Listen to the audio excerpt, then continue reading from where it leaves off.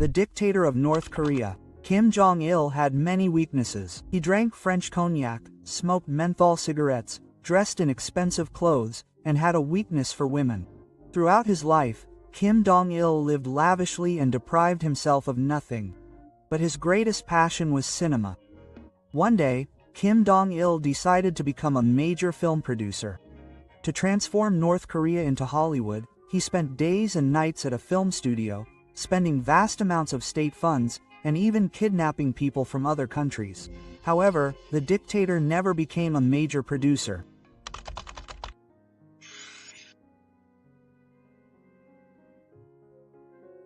Kim Dzong Il's biography has been taught in schools in his homeland since 1980, when he was not yet leader of the state. Of course, in textbooks, his biography is composed of fairy tales and lies. Take, for example, the story of his birth. It is believed that Kim Dzong Ila was born in a wooden hut in a Korean guerrilla camp near the sacred Mount Paektusan.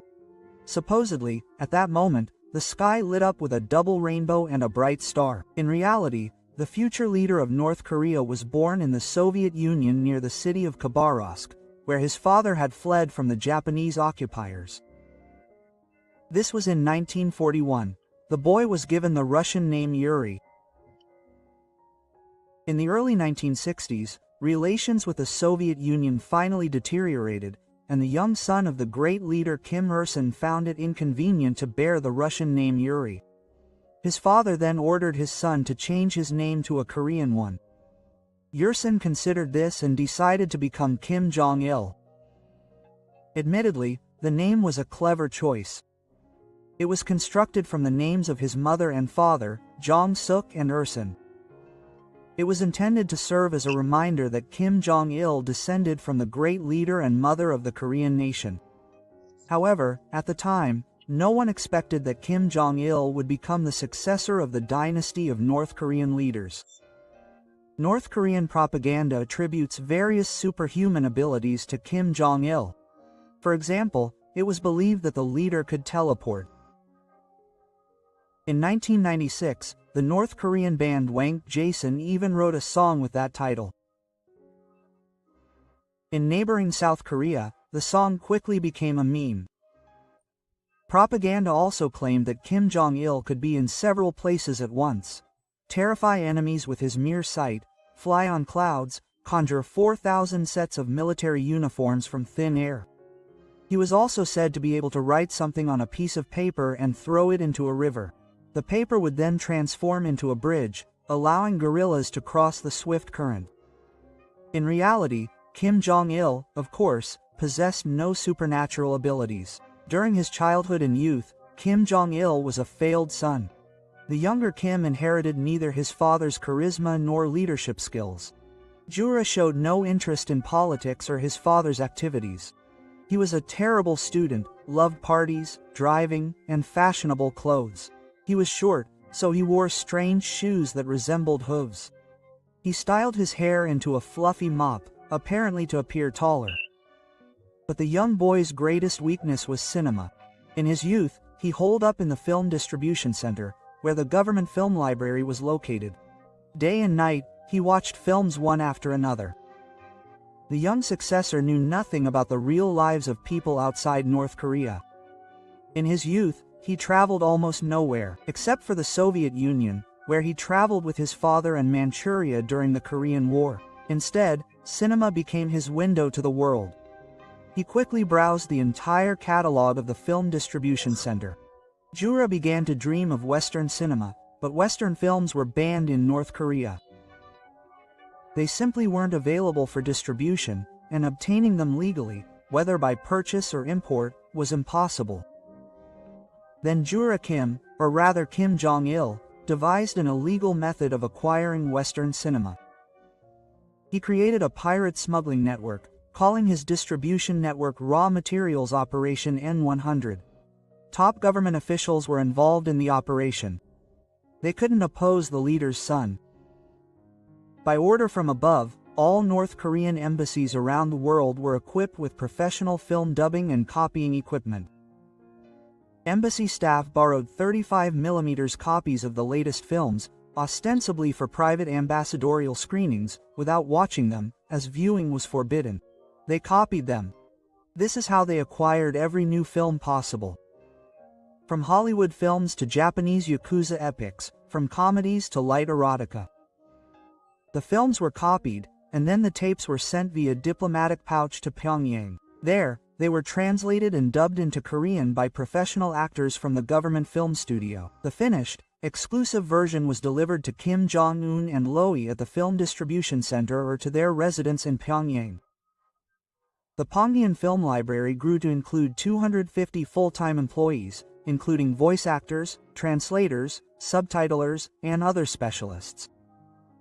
The NER 100 raw materials operation operated until Kim Jong-il's death, and these early films formed the basis of his vast private film collection.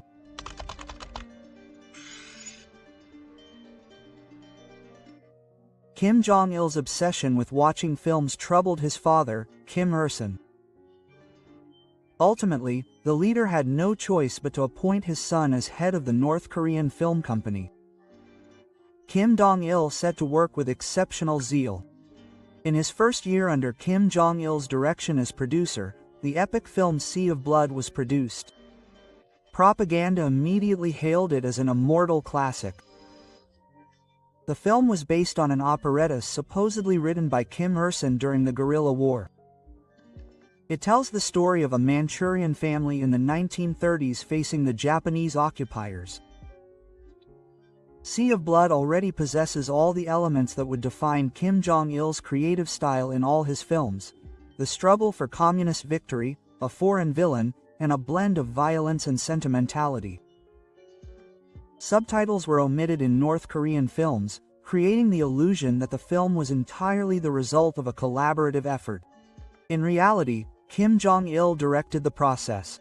The film was directed by Chae Ik, the previous studio head. Sea of Blood was shot on an extraordinary scale. It was the equivalent of a modern blockbuster. Audiences were astonished and delighted, and suddenly Kim Jong-il, the leader's son and a young talent, was the talk of Pyongyang. Early in his producing career, Kim Jong-il fell in love with an actress. Sun Hyram was one of North Korea's most famous leading actresses. In the 1950s, she studied at the Pyongyang Film School at the age of 18. She interrupted her studies and gave birth to a daughter, then returned to school and graduated. She married Lee Fyon, the son of the chairman of the Korean Writers Association.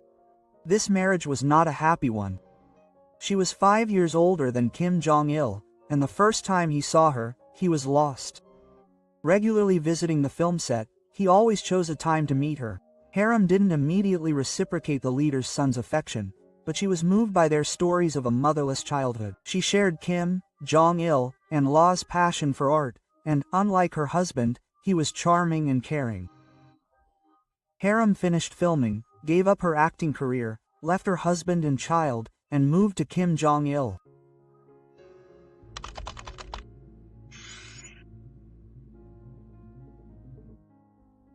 Since Korea was divided along the 38th parallel, Korean cinema has developed in two opposing directions. In South Korea, filmmakers were granted almost complete creative freedom, with the exception of pro-communist ideology, which was banned. In North Korea, however, cinema came under complete state control. Filmmakers from both Koreas began to compete in patriotism. Eventually, after liberation from Japanese colonization, this theme became paramount in art. Initially, North Korean cinema seemed to be winning. One film, Young Gorillas, even won an award at the Karlovy Vary International Film Festival in 1951. However, the situation later changed.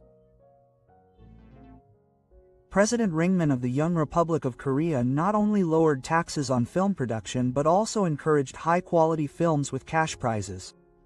By the late 1950s, over 100 films were being produced annually in South Korea. The 1960s are called the Golden Age of South Korean cinema. High-quality South Korean productions attracted investors and generated revenue for the state, including from international distribution. By 1969, over 230 films were being shot in South Korea annually, and over 170 million cinema tickets were sold nationwide. At the same time, cinema in North Korea was in decline. The more the screws were tightened, the fewer films were produced. In the 1960s, at best, a few films were produced per year. In the late 1960s, Kim Dzong Ila took matters into his own hands. Thus, the era of Juche cinematography dawned in North Korea. Ju is a general ideology proclaimed in North Korea as early as 1955. Its main idea is self-reliance. Similarly, cinematography, according to Juk principles, was supposed to rely on one's own strengths. In other words, all the experience of world cinema was irrelevant. In 1973, Kim Dzong Ila wrote a comprehensive work on the art of film, in which he undoubtedly regulated all the processes of film production. This work contains several chapters on the fast-paced action in Jute cinema. He discusses the correct folk image, plot, socialist morality in cinema, common ideological errors in film finales, sound effects, props and costumes, the music of the Duce in national cinema, and so on. For example, in the chapter on the falsity of tricks in films, he states, "A film actor cannot rely on chance, relying on tricks based on combined camera direction and editing. For example, one must fully master driving or horseback riding to believably and fully play a given role, even if one has to use various fake means." Quote. And in the chapter on set decorations, he recommends, "The apartments of working people cannot be decorated identically, just like the homes of capitalists or landowners. Furthermore, the apartments of all working people cannot be depicted in the same way, without taking into account the time period and social structure."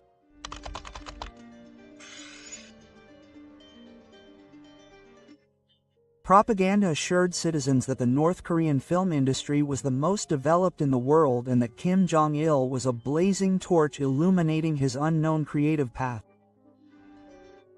In reality, nowhere in the world were films made as absurdly and wastefully as at the Korean film studio. One of those who had the opportunity to glimpse Kim Dzong Il's surreal film world was Charles Jenkins. Jenkins was an American soldier serving in South Korea at the height of the Cold War. Fearing he would be sent to fight in Vietnam, he then took a desperate step. He deserted to the north. Jenkins hoped to be immediately deported to the United States. However, he was mistaken. Upon arrival in North Korea, he was captured and held captive in the hated country for 39 years.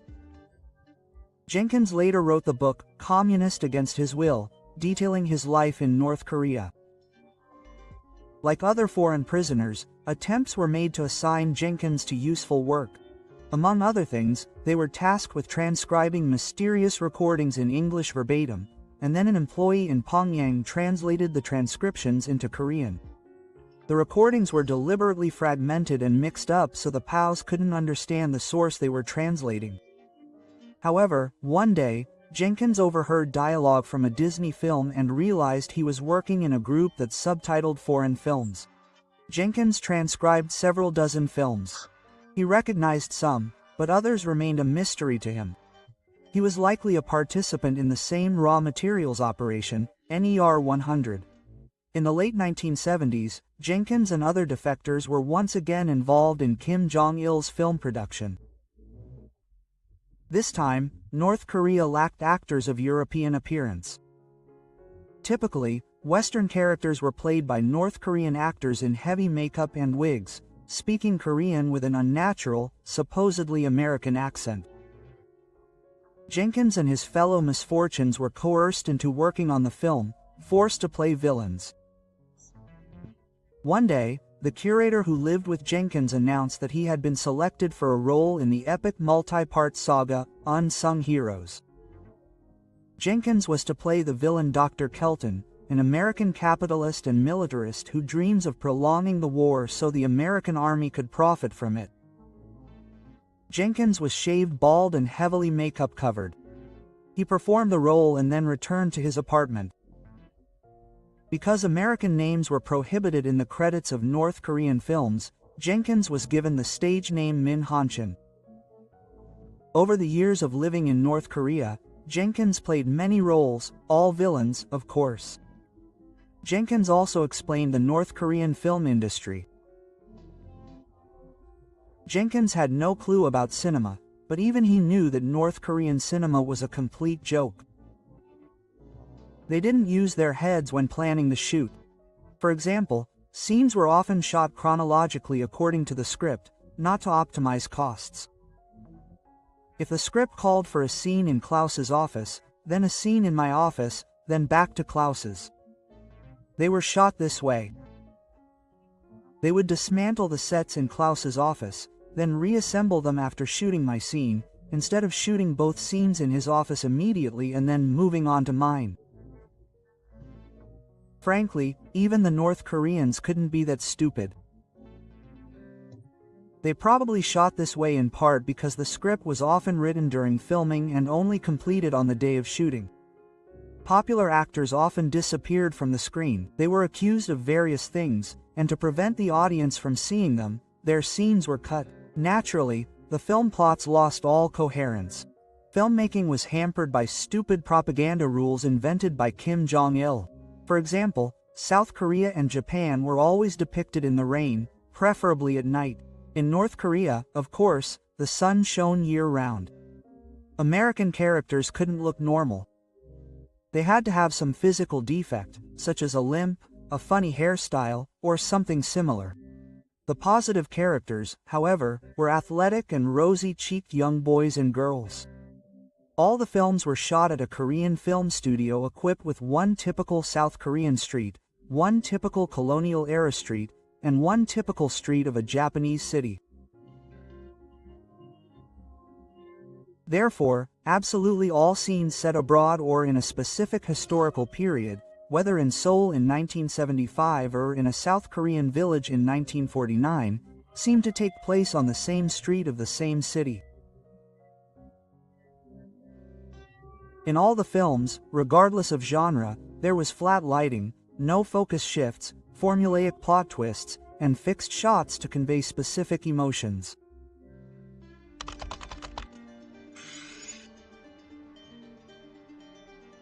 At some point, the big producer had to admit that his films were utter nonsense. That's when a brilliant plan was born.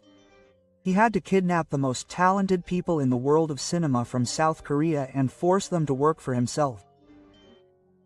Director San-ok and actress Chu In-mi from South Korea were credited with elevating North Korean cinema to a global level. In the 1950s and 1960s, director San-ok and his wife, actress Chu In-mi, were the golden couple of South Korean cinema. The marriage broke up in 1973, but the former couple maintained a friendly relationship. In 1978, the actress traveled to Hong Kong for a film shoot and disappeared without a trace. Sin went in search of his ex-wife and also disappeared. It was not until several years later that it became known that both film stars had been kidnapped by North Korean secret services. Actress Chue and he was supposed to meet a businessman in Hong Kong who proposed opening a new studio. Instead, she was kidnapped by a group of men. The actress was sedated and woke up after 8 days in Pyongyang. She was placed in an empty, guarded house in Pyongyang, and a few days later, taken to a meeting with Kim Dzong Ila. He asked if she had rested and why she was scared. According to the actress herself, Kim Dzong Ila was very polite to her and even joked. "Look, I'm as tiny as a dwarf's cup," he said, and burst out laughing. For the next 5 years, Hugh frequently met with Kim Dzong Ila, but she couldn't understand who she actually was in North Korea, whether she was a prisoner, a dictator's trophy, or something she had to do for the country.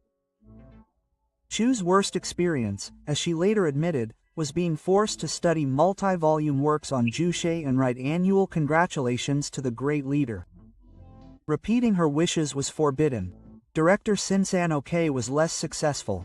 He was kidnapped. A bag was simply placed over his head, making it impossible for him to even breathe. After Sin was brought to North Korea, he was initially placed in a guarded residence. From there, Sin attempted to escape twice, after which the disobedient director was placed in a prison for political prisoners, where he remained for 4 years. Conditions in this prison were horrific.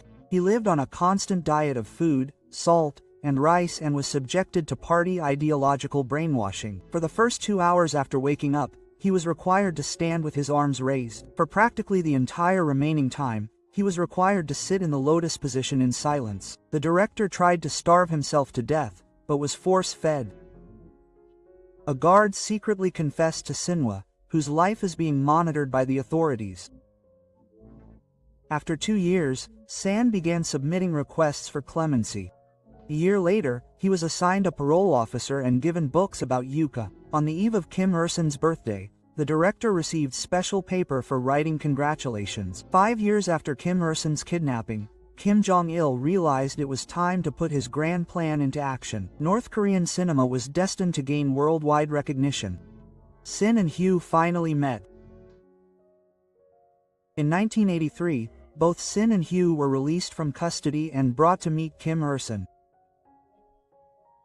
The party leader explained the reason for their kidnapping. You see, North Korean filmmakers work at superficial levels. They have no new ideas. Quote, the former couple had no choice but to agree to make films for a Korean film studio. They were provided with all the necessary conditions and given complete creative freedom. Kim Jong-il frequently called, inquired, and invited them to his home. Within 2 years, the couple produced 17 films and broke numerous taboos. Under Sin San-ok's direction, North Korea produced its first love story, not about Kim Il-sung, but between a man and a woman. The South Korean director's 2 most famous films are Pulgasari and Hangul-don. The former told the story of a gigantic Godzilla-like monster who led the fight of the poor against their oppressors and heroically perished in the finale. Hangul-don was even shown abroad, featuring ninjas, jumps of tens of meters, and numerous spinning kicks. There's a theory that Sin and Chu were never kidnapped and that they crossed the border on their own. The idea is that in 1972, the Fourth Republic was established in South Korea. With the general tightening of political censorship, the golden age of domestic cinema gave way to a deep crisis. Sin Sunan, like many filmmakers, reduced his creative activity. In 1974, due to a conflict with the authorities, Sin Sunan's studio was completely closed. Therefore, the director and his ex-wife allegedly decided to pursue their careers in North Korea, where attractive prospects awaited them. However, most experts consider the kidnapping theory plausible, if only because Pyongyang himself confirmed the kidnapping of Japanese citizens as cultural advisors. It's likely that Kim Jong-il was aware of Sin Sunan's difficult situation and skillfully exploited it.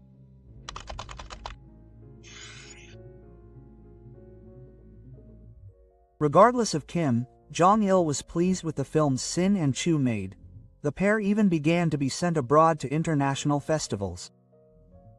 During these trips, they smiled, criticized South Korean policies, and expressed their happiness in Pyongyang.